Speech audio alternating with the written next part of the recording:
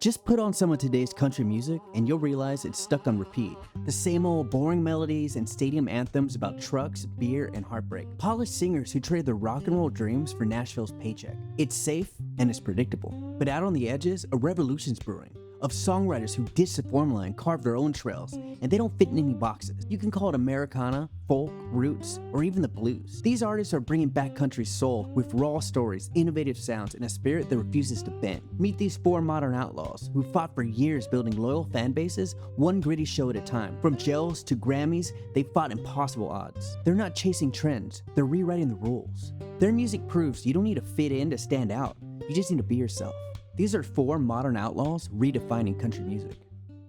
Picture this, it's 2011. A man records an album, prints 5,000 CDs, and spends a year standing outside concerts, handing them to strangers. People laugh, security kicks him out, folks tell him to get a real job. Now imagine one of those CDs, 1 out of 5,000, lands with the Turnpike Troubadours. That single disc sparked 130 opening gigs and changed everything. That's Charley Crockett. But hold on, that's not even the craziest part. Charley's life was the road of hard knocks. He busted on subway trains in New York. He slept in parks, under bridges, wherever he could crash, clutching a beat-up guitar and a dream most called crazy. In Paris, while friends pickpocketed tourists, Charley played as their distraction. This wasn't a romantic adventure, it was survival.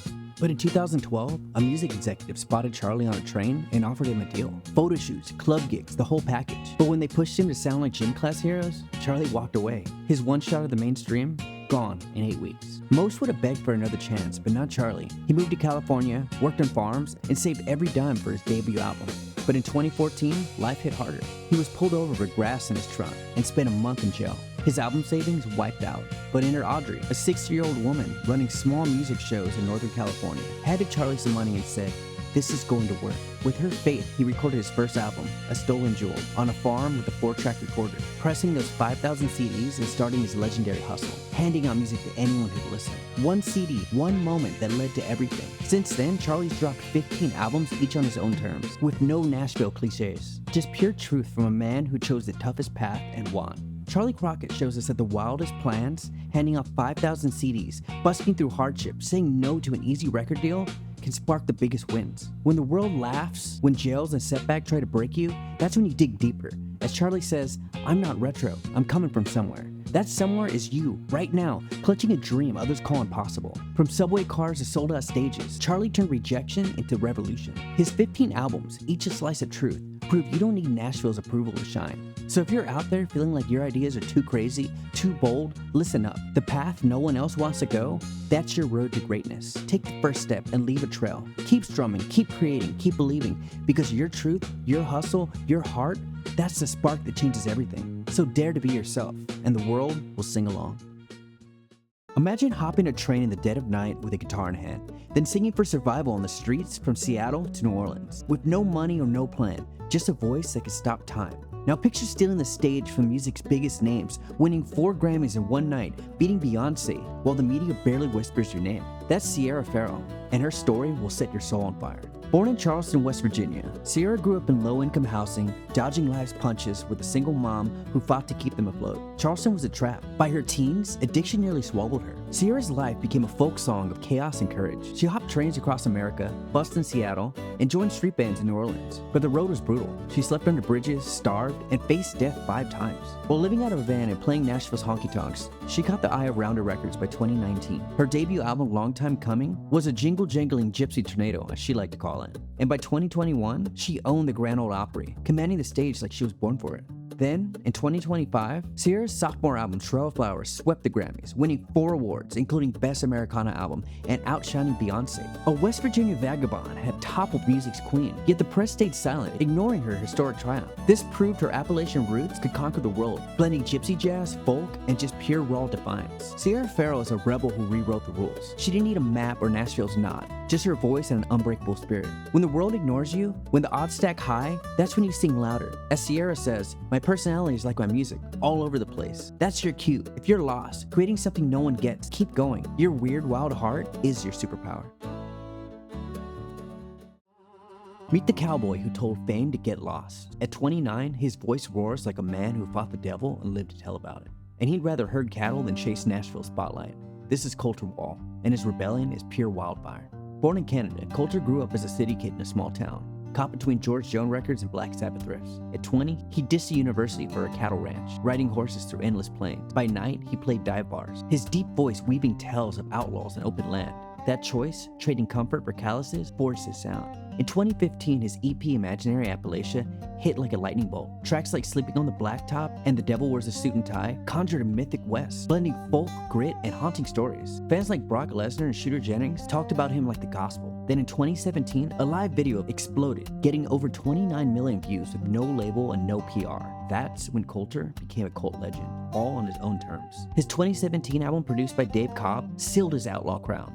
Kate Buchanan, a bone-chilling ballad, and 13 Silver Dollars showed his storytelling genius. Today, Colter runs his own cattle operation on his ranch, living every word he sings. ColterWall doesn't play the game. He skips podcasts, tours when he feels like it, and ignores Nashville's polish. When stars like Post Malone ask to work with him, he tells them to meet him at the ranch. Colter's not going anywhere. His voice, weathered like a 6-year-old drifter, carries a truth the industry can't fake. As he told Rolling Stone, "I'm preserving the cowboy way of life." That's his revolution. So if you're crafting something real, something no one gets, don't bend. Colter's herd found him because he stayed true. So keep carving your path, even if it's lonely. Your voice, your grit, it's enough to shake the world.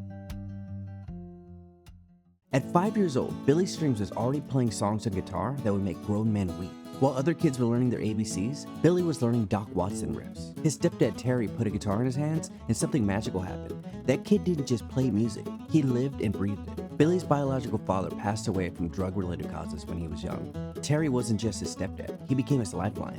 By age 10, Billy got his first electric guitar and fell in love with rock and metal, playing everything from Led Zeppelin to Black Sabbath and Jimi Hendrix. He did it all. Billy was living two musical worlds, playing bluegrass with the older folks and shredding with kids his own age. This mix of influences would become a signature, but first, he had to survive his teenage years. At 16, everything went dark. Addiction was destroying his inner circle. Family members committing suicide, people going in and out of prison. His own father started using. Billy watched the people he loved disappear one by one. School became unbearable. Billy dropped out, bouncing from house to house, unable to deal with the chaos at home. Finally, a friend named Benji let him stay at his house. Benji's mom made him a deal. "You can stay, but you have to go back to school." That woman saved Billy's life. Billy got his diploma and realized something powerful. He had to get out of his small town, or he'd become another casualty. At 18, Billy packed his bags and ran to Traverse City.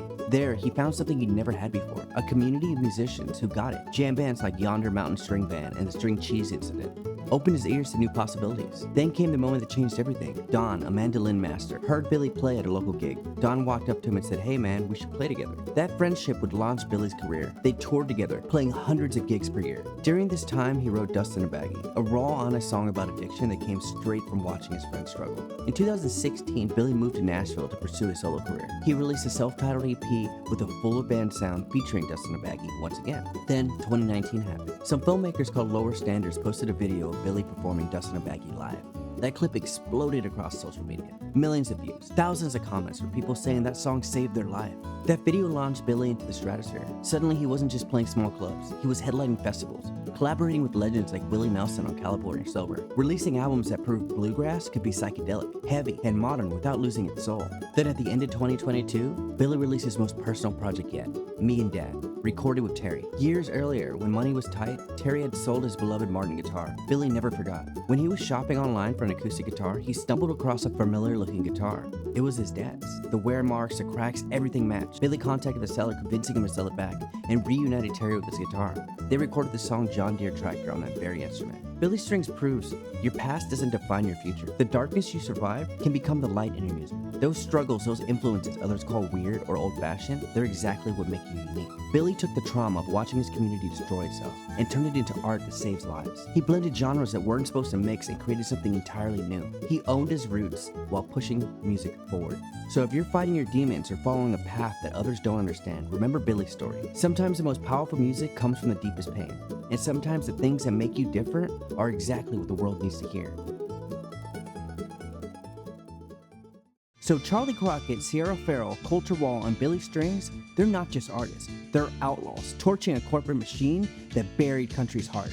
From jails to Grammys, ranches to sold-out stages, they built empires with sweat, defiance, and songs that bleed truth. Nashville said no, they said watch me. In a world chasing trends, their raw stories of pain, freedom, or rebellion are a revolution. Country was born in dive bars and dusty trails, not in boardrooms. These four are bringing it home, proving you don't need a script to rewrite history. So if you're out there, crafting something real, but feeling like an outsider, listen to this. Your spark is enough. Your weird wild dream is the next big thing.